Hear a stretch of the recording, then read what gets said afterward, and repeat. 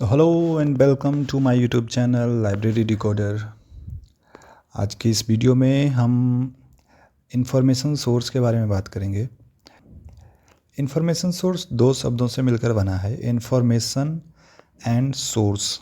आपने first unit में data, information, knowledge and wisdom DIKW पढ़ा होगा कि कैसे चारों एक दूसरे से किस तरीके से कनेक्टेड हैं और कैसे डाटा में सिर्फ फैक्चुअल चीज़ें होती है, इन्फॉर्मेशन डाटा से मिलकर बनता है, कैसे इन्फॉर्मेशन कई सारे इन्फॉर्मेशन को बना के एक नॉलेज होता है और नॉलेज को यूज़ करने का सही तरीका विजडम कहलाता है।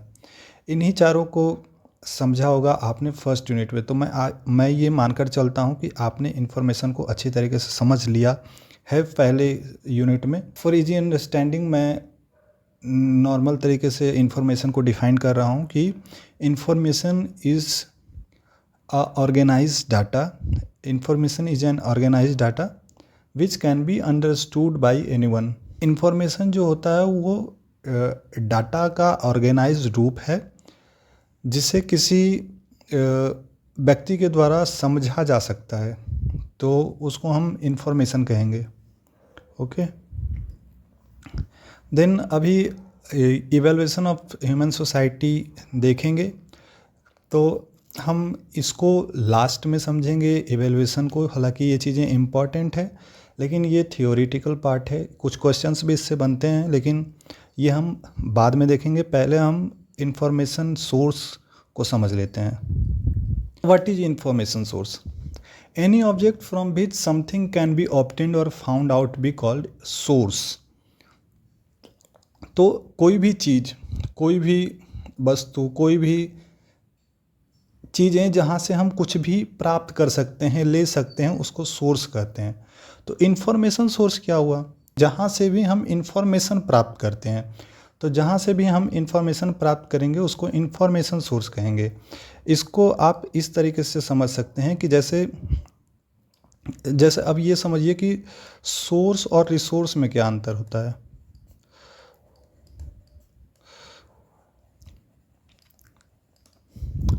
तो जब रेनिंग होती है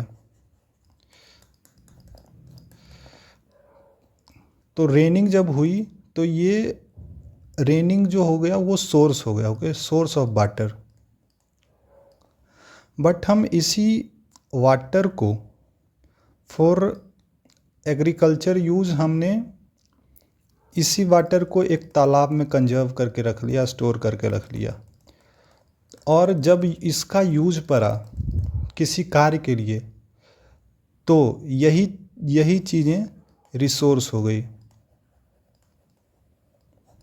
या फिर जब घर में किसी सप्लाई के द्वारा वाटर आया, पानी आया, और हमने उस पानी को जब किसी लिमिटेड टाइम के लिए सुबह 6 से 8 जब वो पानी आया तो हमने एक टैंकर में उसको स्टोर करके रख लिया।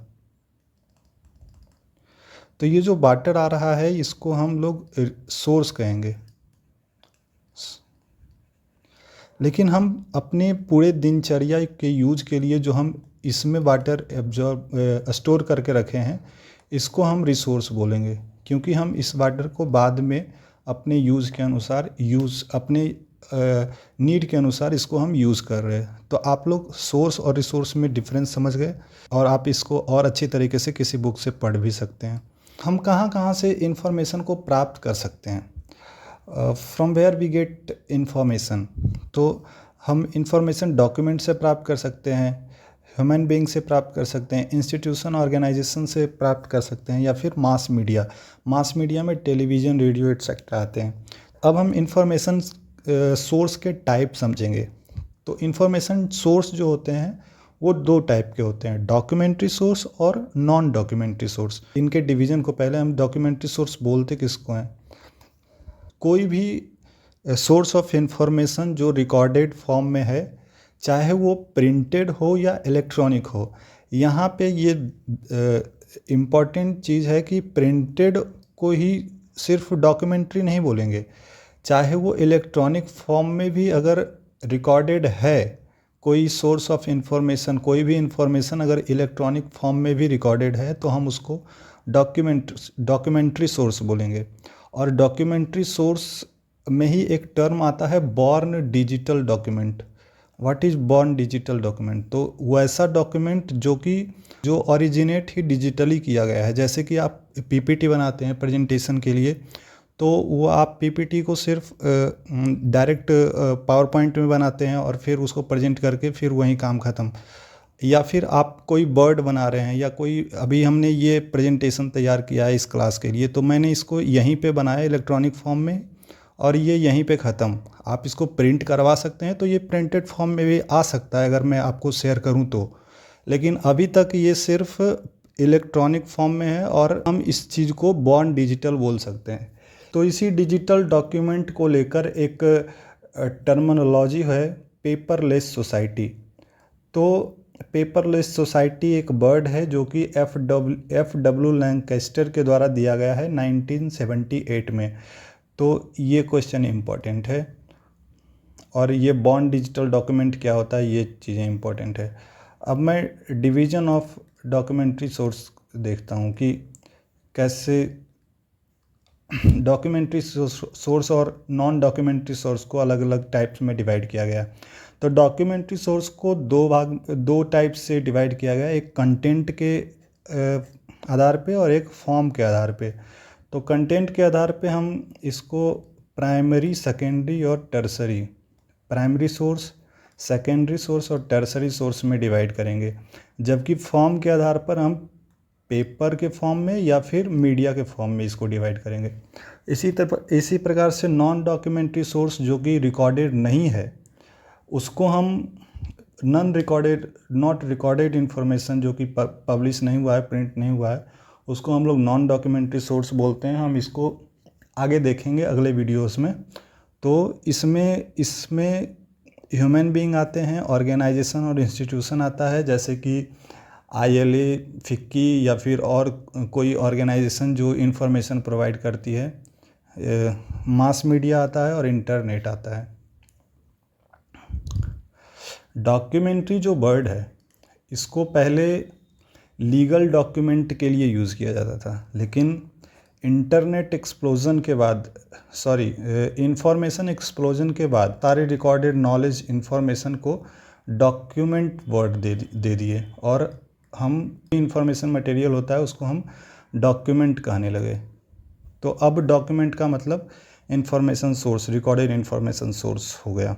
अब जो डॉक्यूमेंट्री सोर्स है उसको अलग अलग लोगों ने अलग अलग डिवाइड किया है। तो सबसे पहले इसको C.W. हैंसन ने बाइनरी डिवीज़न, मतलब कि दो भागों में बांटा है। बाइनरी डिवीज़न, ये भी पूछा जा सकता है कि बाइनरी डिवीज़न में इंफॉर्मेशन, डॉक्यूमेंट्री सोर्स को बाइनरी डिवीज़न में किसने बांटा है? तो C.W. हैंसन।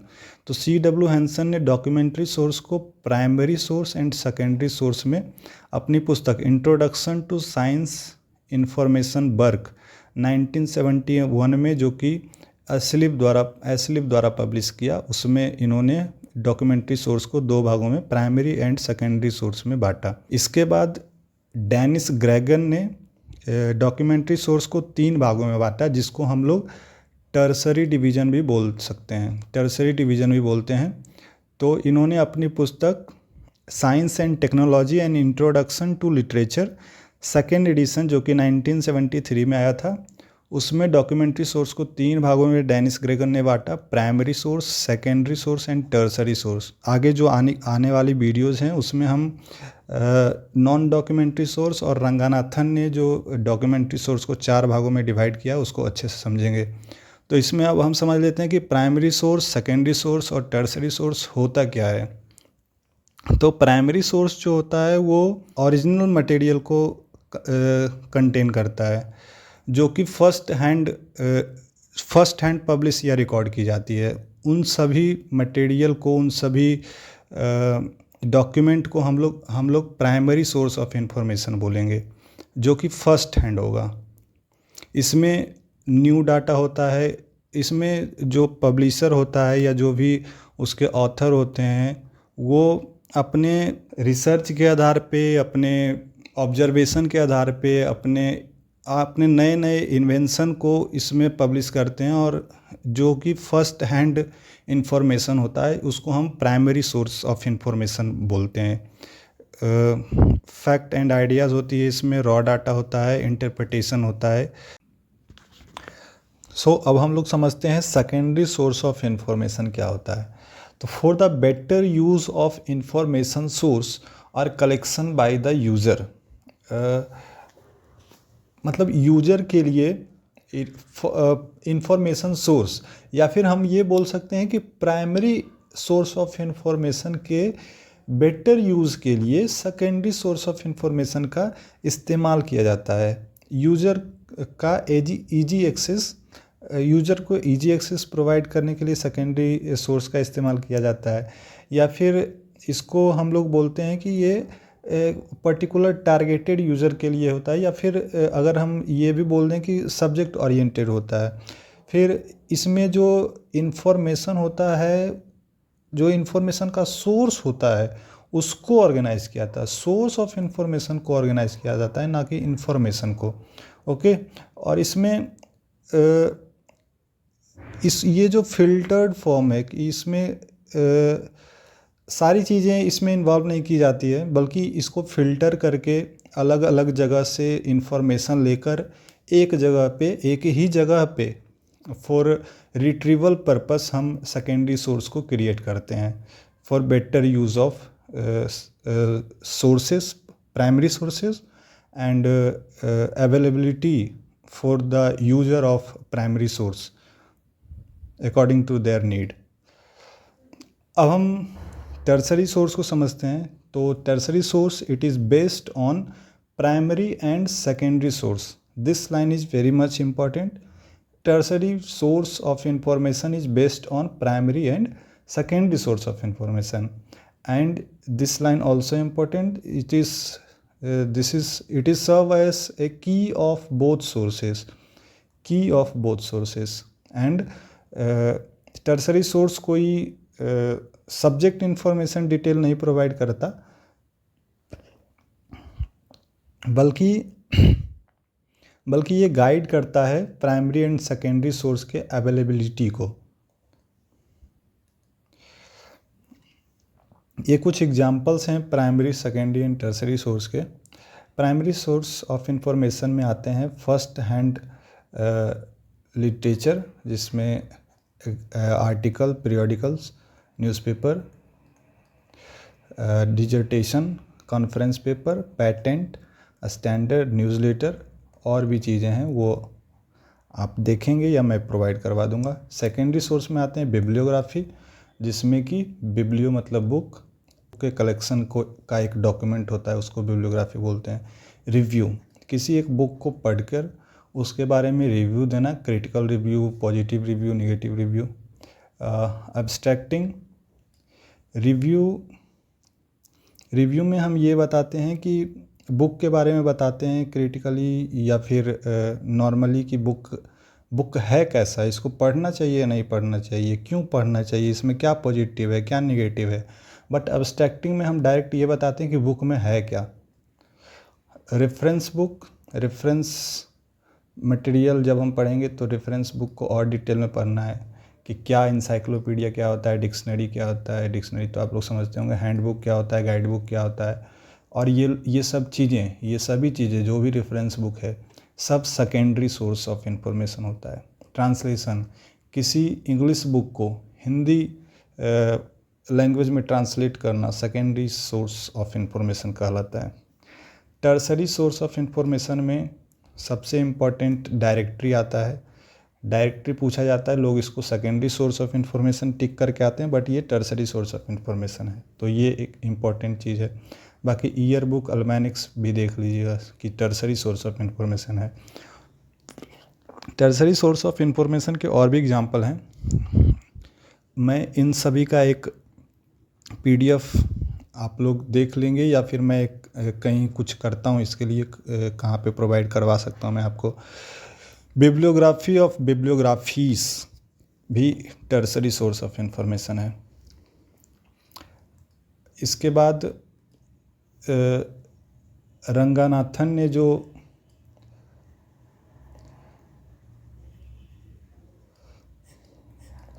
रंगनाथन जी ने जो डॉक्यूमेंट्री सोर्स को 4 भागों में डिवाइड किया है, और नॉन डॉक्यूमेंट्री सोर्स, ये हम अगले वीडियो में देखेंगे और उसको फिनिश करेंगे। तो इस वीडियो में हमने प्राइमरी, सेकेंडरी, टर्शियरी समझ लिया, बट हमने कुछ शुरू में स्टार्टिंग में इवैल्यूएशन ऑफ ह्यूमन सोसाइटी छोड़ा था। तो अब हम उन चीज़ों को समझ लेते हैं, उसमें से भी कुछ क्वेश्चंस बनेंगे बुक एंड ऑथर के।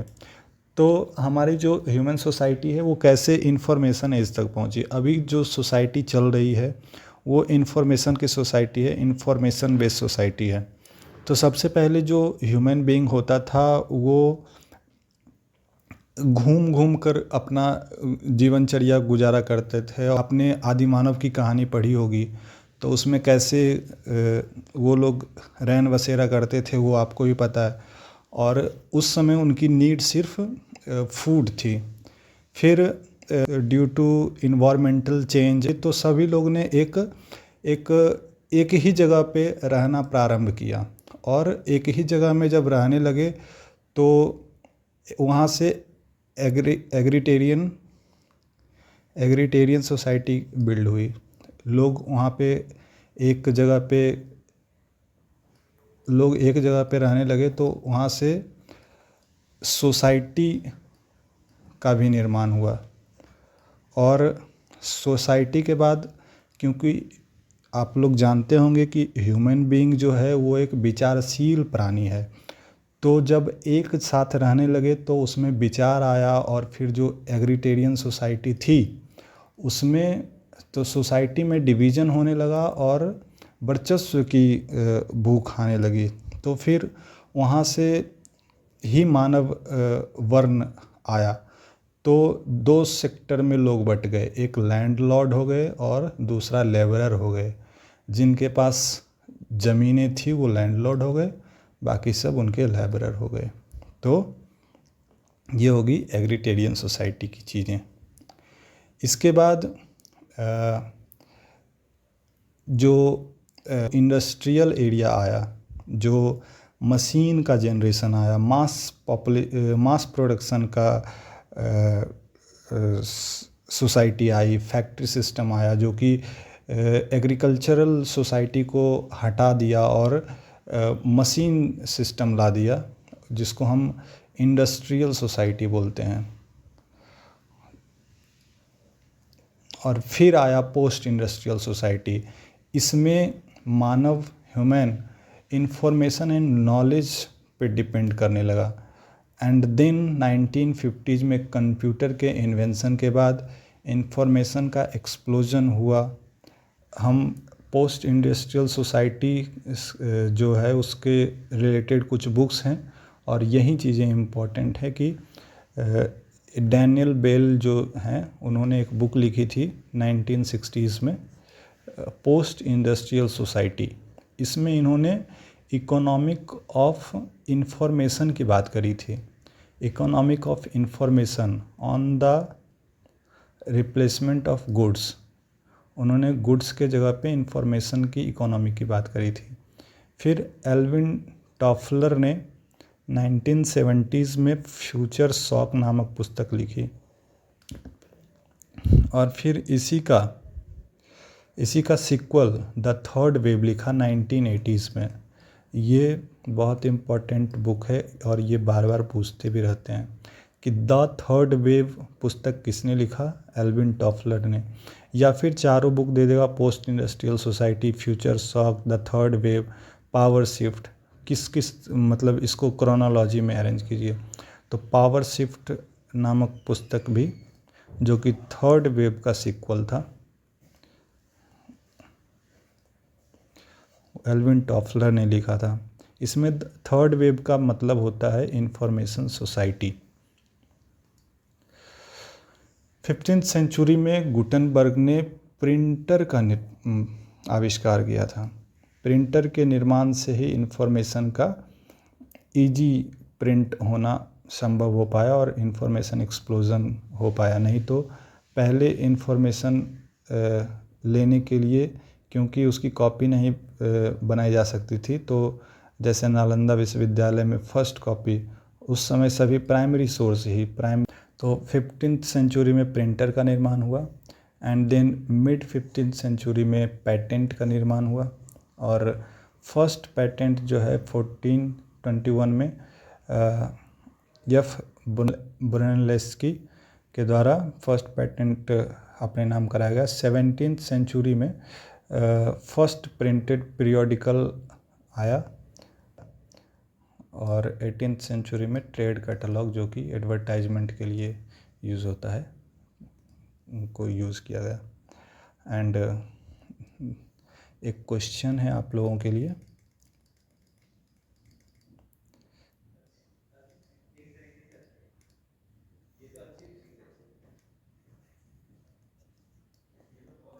Communication is a information, true और फॉल्स? कमेंट करके बताइए कि कम्युनिकेशन इंफॉर्मेशन है, तो आपको ट्रू या फॉल्स बताना है या फिर आप सेंटेंस में भी लिख सकते हैं। तो फिर मिलते हैं नेक्स्ट वीडियो में और उसमें हम रंगनाथन के द्वारा डिवाइड डॉक्यूमेंट्री सोर्स के बारे में बात करेंगे और नॉन डॉक्यूमेंट्री सोर्स के बारे में बात करेंगे। ठीक है, tata and bye bye. Objective के लिए हम लोग ये दोनों चैप्टर हो जाएगा, मतलब कि इंफॉर्मेशन सोर्स हम पढ़ लेंगे, types of information source, then हम एक ऑब्जेक्टिव वीडियो बना लेंगे। ओके बाय, फिर मिलते हैं नेक्स्ट वीडियो में।